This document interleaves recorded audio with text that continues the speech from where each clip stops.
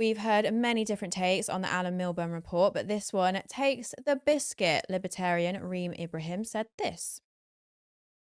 More than 1 million 16 to 24-year-olds are not in education, employment, or training in Britain.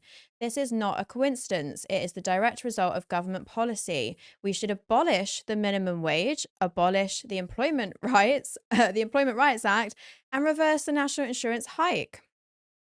Reem Ibrahim's solution to the unemployment crisis is to make workers poorer.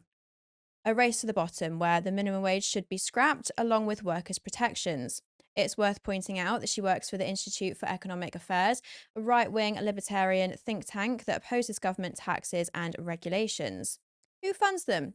Well, we don't know exactly. They are quite shy about telling us who their donors are, but the Tufton Street-based organisation did admit they received money from the oil giant BP.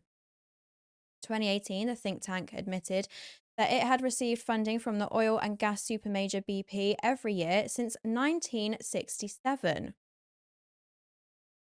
IEA spokespeople have also been publicly critical of the government's net zero target while advocating for the continued exploration of fossil fuels. Takes money from oil companies, critical of net zero. Funny that.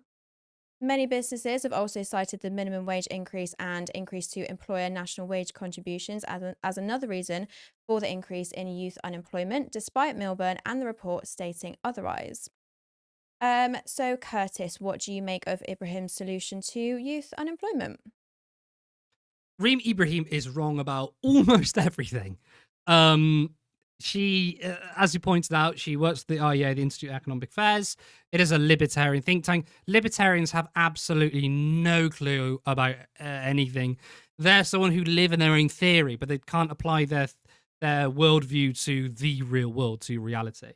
So it's Thatcherism, neoliberal economics, which is, well, unemployment is high, therefore if we're nicer to businesses, therefore people are going to employ more people. Richard Tice said something similar.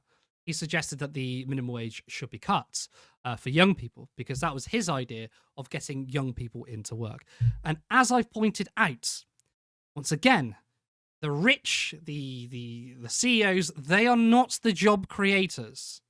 So if they're not the job creators, why are we making lives better for them in order to create jobs? That's not what happens. I feel like I'm going to repeat myself, but it's true. If you have more investment in people, if people have more money in their pockets, they can go out and spend money. That's a multiplier effect. Once you do that, you'll have more jobs. But this top-down approach, this neoliberal agenda that we've had for the last 50 damn years, people are arguing for the same thing. Now, funny to point what she was saying about cutting the minimum wage, right?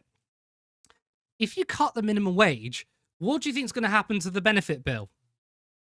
So as I pointed out earlier, there are many people who are in work who are also on universal credit. Because wages are already too low, the state has to subsidize employers who don't pay people enough. The government is literally stepping in to allow businesses to pay people so poorly. So if Reem Ibrahim says if we just abolish the minimum wage, what do you think is going to happen? Okay?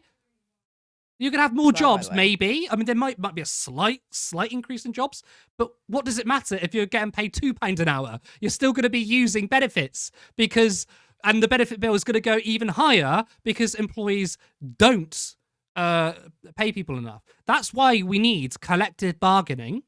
And more importantly, because Reem Ibrahim, she's a libertarian. She is against any kind of state intervention.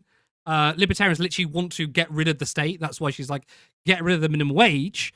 Not because she thinks it particularly works. I mean, maybe she believes it, but her perspective, her prospectus isn't come from whether she thinks it works or not. Her ideology is, I'm just against the state. So she wants all regulations gone. She wants all taxes gone. Absolutely wild. Like that's what libertarians believe. That is what I was going to ask. It's like I almost want to I need more context to that tweet. Not because I think it's a good idea, but it's okay, so what does that look like? You get rid of minimum wage, you get rid of all these other things that she was saying to get rid of. What does that actually look like? Libertarians believe in a world in which they think the state is anything run by the state or the government is authoritarian. And markets and private industry, that's all freedom. Like the way you ask her. So each individual business essentially should just set their own like wages, rules. Well, she and libertarians think that the free hand of the market will sort itself out. The reason why we have such a bad economy, why wages are low, whatever, is because there's too much government bureaucracy. The government is involved in the economy too much. That's what they think. Which is why you ask a libertarian when you critique capitalism, she will tell you it's not capitalism, it's corporatism.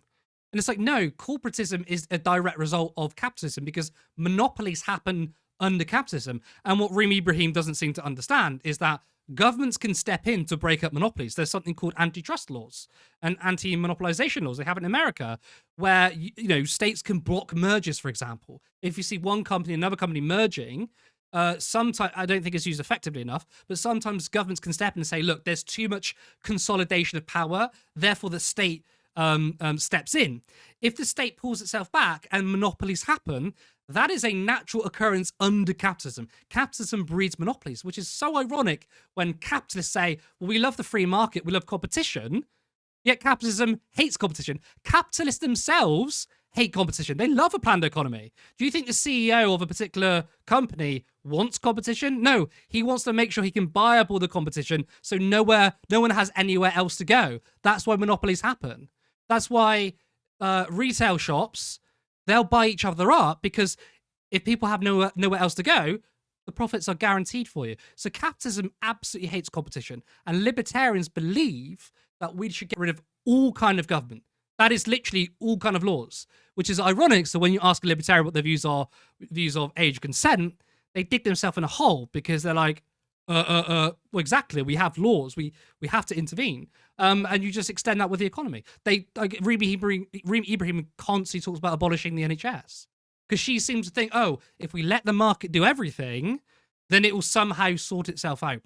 For 50 years, we've had that level of thinking. Not only has the market pulled away, the government pulled away. I mean, they haven't decreased spending, but they've, haven't intervened in the economy. They've also privatized public industry to allow, the private sector and firms and shareholders and CEOs to get even more richer, that we sold our public institutions and sold it and put it into the market. How has that worked? We now have public services that are fucking screwed. We have shit in our waters and we're paying so much money for transport. So her worldview, her libertarian and neoliberal worldview is absolutely deranged.